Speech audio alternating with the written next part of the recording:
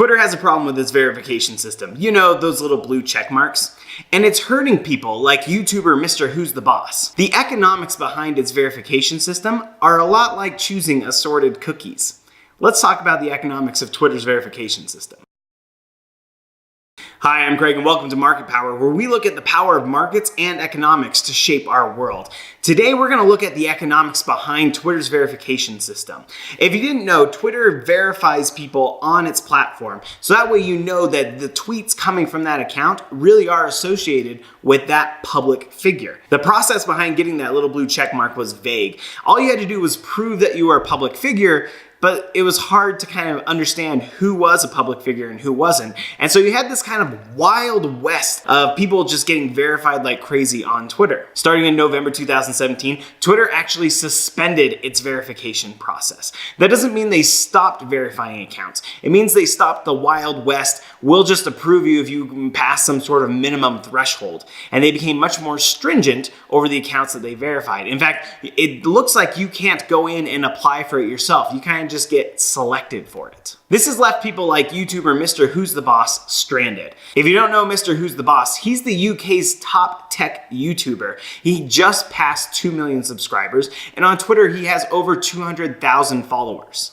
Pretty much by anyone's standard in the social media world, Mrwhosetheboss is a public figure and definitely should be verified. So why hasn't Twitter verified Mrwhosetheboss? Well, there's a whole set of economic incentives involved that has made Twitter risk-averse to verifying new accounts. And you can understand the economics there if you think of the last time you had to choose an assorted cookie. 98% of users on Twitter are like sugar cookies. Nobody's really interested in them. They're bland, they don't really have any distinguishing characteristics. They fill out the assortment and they add a little bit of body to the platform, but overall, no one's really interested in seeing what they're doing.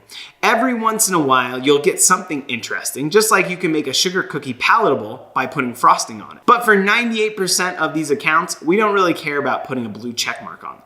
On the other side of the tray, you have about 1% of the users on Twitter who are like chocolate chunk cookies. It's easy to identify them. You can see them from a distance away, and you definitely want them in your assortment. These are users like A-list celebrities, politicians, and professional athletes. You want them to have the verified check mark on there, so that way they come in and participate in your platform. So between the sugar cookies and the chocolate chunk, we've got 99% of users. And then that leaves another 1%. And that's right here in the middle, the gray zone. These users are a mix of either oatmeal chocolate chip cookies, which are delicious and fantastic and you want to eat, or they might be oatmeal raisin cookies, which are awful. There are a few things worse than thinking you're gonna bite into an oatmeal chocolate chip cookie only to find out you're an oatmeal raisin cookie. Just picking up an oatmeal raisin cookie can ruin your day, right? Sometimes you don't know if it's an oatmeal raisin or oatmeal chocolate chip, and the only way to do is to kind of get in there and maybe pick it up and examine it.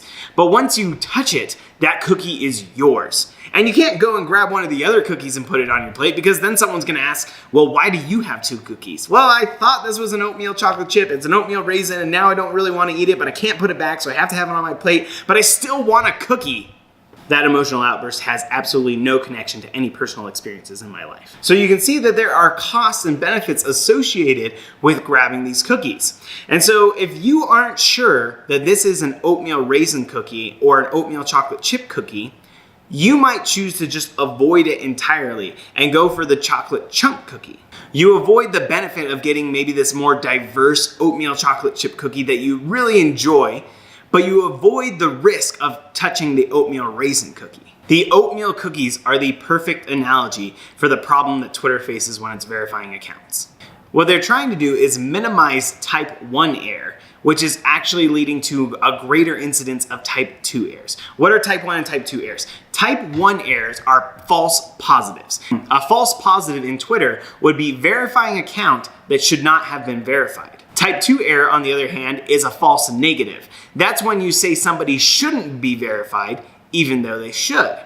That's like the oatmeal chocolate chip cookie. That's a cookie that you should eat if you have the opportunity to eat one. Twitter suspended its verification process because in November 2017, it verified a leading white supremacist account.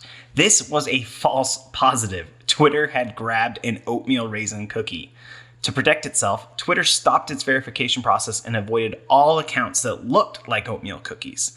So to minimize false positives, it created a lot of false negatives, like Mr. Who's the Boss. So just like we try to avoid the oatmeal raisin cookies by just focusing on chocolate chunk, Twitter is focusing on those A-list celebrities, politicians, and professional athletes. But there's a trade-off. It's at the expense of maybe having an oatmeal chocolate chip cookie instead. And Mr. Who's the Boss is that oatmeal chocolate chip cookie. This is somebody who should be verified, but because he doesn't fit into one of these categories, Twitter is hesitant about going forth and verifying him. So what should Twitter do?